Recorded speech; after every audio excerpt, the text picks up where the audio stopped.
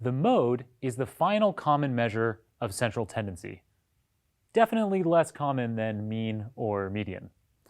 The mode is simply the value in the distribution that occurs most frequently. As is clear in the most recently output chart, this chart up here, it's clear from this that the mode is 3.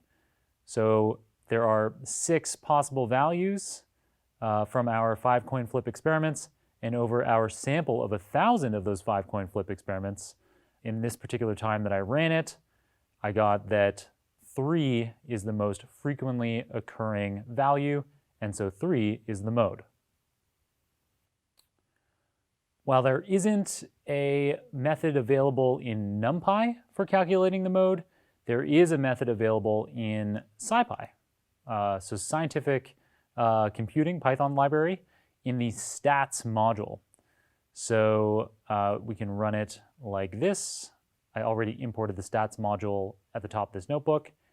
And yeah, so we pass in our heads count vector that we've been using a fair bit recently in these live lessons.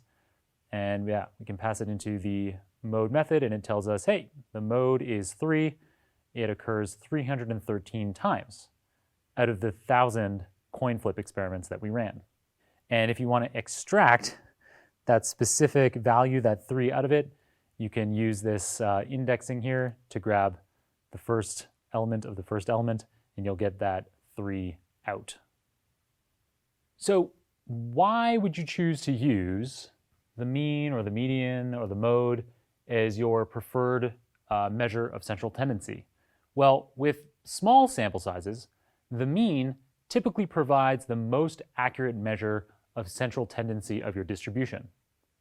With larger sample sizes, the mean, the median, and the mode will actually tend to coincide, as long as your distribution isn't skewed heavily to one tail or another of the distribution. Let's look at some examples so you can see what I mean. Okay, so from the stats module of the SciPy library, we can use the skewnorm RVS method to create skewed distributions. And we'll talk about this a bit more later on. For now, we'll just simply state that this first argument here is the skewness of the distribution. So if we set this equal to 0, then the distribution has no skew. It'll be something that we call normally distributed, which we're going to talk about a lot shortly in these live lessons. And we're sampling 1,000 values from this unskewed distribution. So now X contains those 1,000 values, and we can plot them out. So I'm using the histogram method here to plot out our distribution. And I'm showing here the mean and the median. And the median is colored green, the mean is colored orange, but because they occur on the exact same point, you can't even see them. So with an unskewed distribution, the mean and median will occur in the same place, and so will the mode. However, I couldn't actually plot the mode here because the mode only applies to probability mass functions, to discrete random variables. I mean, there is nothing that we can count up with a probability density function when we have a continuous random variable. We can only count discrete items.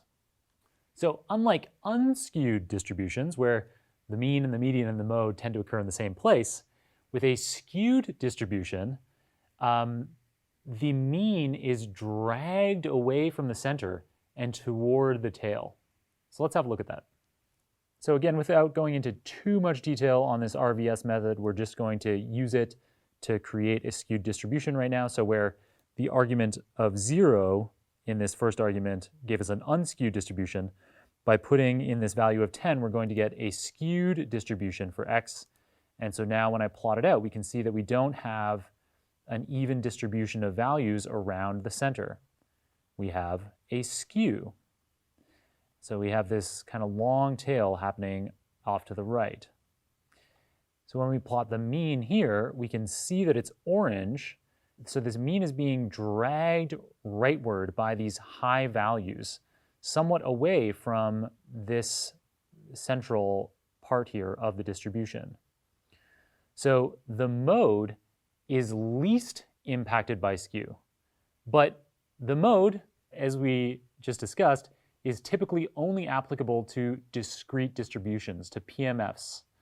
So for continuous distributions that have a skew, the median is typically going to be the best choice measure of central tendency. Let's have a look at that here. So with our continuous distribution here, I'm just replotting the same one as we had here. So the mean is still in orange, but now we also have the median in green, and we can see that it's less impacted by this long tail. It's a better measure of central tendency. Nice, so there's your quick tour of various ways of measuring the central tendency of a distribution. What if you're interested in parts of your distribution other than just the center? Well, that's what we're covering next.